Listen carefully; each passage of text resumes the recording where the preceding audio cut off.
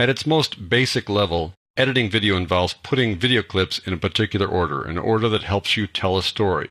You're not trimming those clips, you're not applying effects to them or transitions, you're just laying down clips in a particular order that tells your story. And we're going to do that in this lesson. We're going to put clips onto a sequence, add more clips to that sequence, insert clips between clips, just in case we didn't quite get the sequence in the order we wanted, and then add clips by overwriting a clip, basically replacing a clip inside a sequence. Now I want you to start up a new project from scratch. I could have created a project for you, but I want you to get into this kind of workflow, getting used to the idea of starting new projects and new sequences.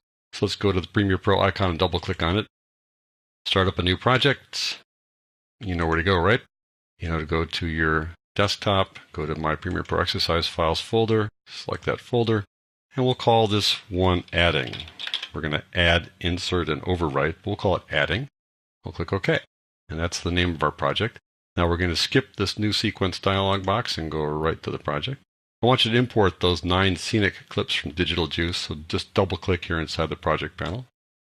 Go to the Working Files folder, Digital Juice Stock Footage subfolder. Click on the first clip and shift click on the 9th one to get those 9 contiguous clips and click Open.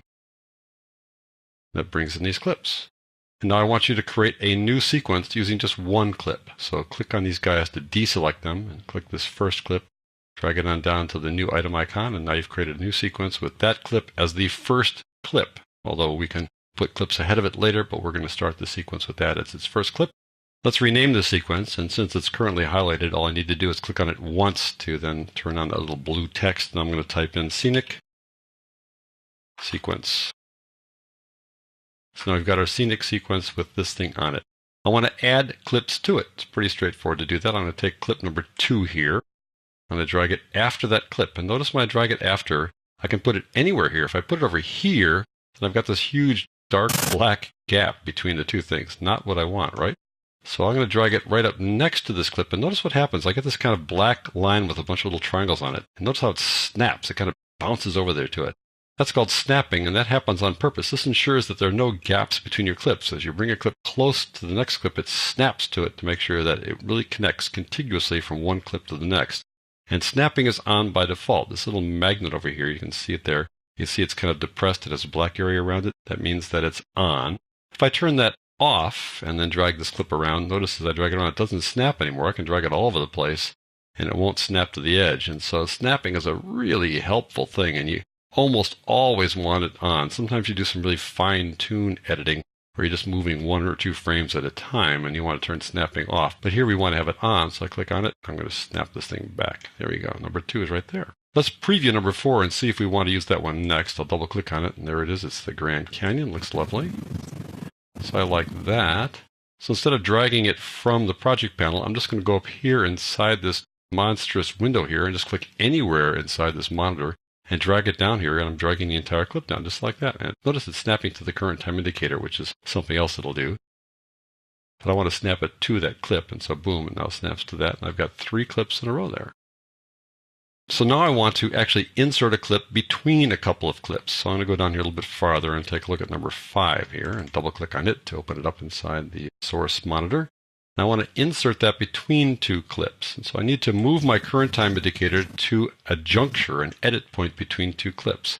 To do that, you use a keyboard shortcut. And this is a keyboard shortcut you're going to use a million times, so you might as well learn it now. The up arrow moves back, the down arrow moves forward 1 clip at a time. And it does it for tracks that are active, that have this gray look. If I uncheck that, if I make it not active and I turn off the audio as well, then it won't know where to go when I press the up or down arrow. Nothing happens. In that case, I can hold down the Shift key, and then it will go to any next edit on any track. In this case, of course, it's just one track. I'm going to turn those headers back on by clicking on them again so that we don't have to worry about holding down a keyboard shortcut. If it's Shift, we just go arrow key down to go to the next edit point, up to go to the previous edit point. So now that we're right on an edit point, I want to insert a clip. So here we've got this clip inside the source monitor. You'll notice that there are 2 little buttons here. One says Insert with the keyboard shortcut of comma. The other one says Overwrite with the keyboard shortcut of period. So I'm going to click on this, and what's going to happen is that it's going to put the clip right here after number 2 and shove 4 to the right. There you go. Boom. And now I've got this clip inserted. a great way to do things there. Just inserts it right into there. There we go. Now, if I had said insert it in the middle of this clip where the current time indicator is now, I'm going to open up another clip here and double click on number 6 here. If I inserted it right there, watch what happens. It splits it in two. There's half of 5 there and half of 5 to the right. Here's part of 5. It goes to the next clip. Boom. And I get to the end of this guy. And it returns to number 5. Here we go. So you probably don't want to insert something in the middle of a clip. You might down the road do that, but for the most part you want to do it at an edit point. So I'm going to press Control or Command Z to undo that. Sometimes you want to replace a clip that's inside the sequence. You do what's called an overwrite edit to do that. So I'm going to put the current time indicator back at the beginning of this clip at that juncture there by pressing the up arrow key, and now we're back there. And I can do an overwrite edit.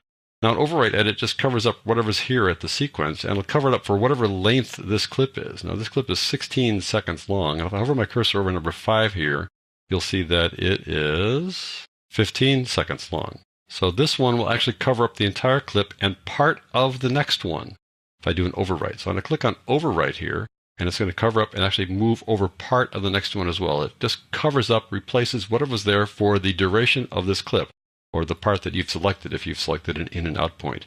That's called an overwrite. So we actually kind of covered up this next clip of the Grand Canyon. Maybe not something we want to do, but that's what overwrite does. It'll just cover things up. Now, I've shown you how to do insert and overwrite edits from the source monitor. You can also do overwrite edits from the project panel. Let me go get clip number 7 here. Let's see how long that is by going to the right here a bit. Go to duration. We see that it's 12 seconds long. So I'm going to take number 7 and put it right on top of this last one and see what happens. Right there at the end. It's going to snap to that edit point. And you can see that it's not going to cover up the entire clip. It's not going to overwrite the entire clip, but it will overwrite the part that's as long as this clip was and leaves the rest there at the end. Notice how that works. Now you can also do insert edits from the project panel, but to do those requires using a keyboard modifier. And I want to explain keyboard modifiers in the next lesson, not only to show you how to do insert edits from over in the project panel, but also how to rearrange clips here in a sequence.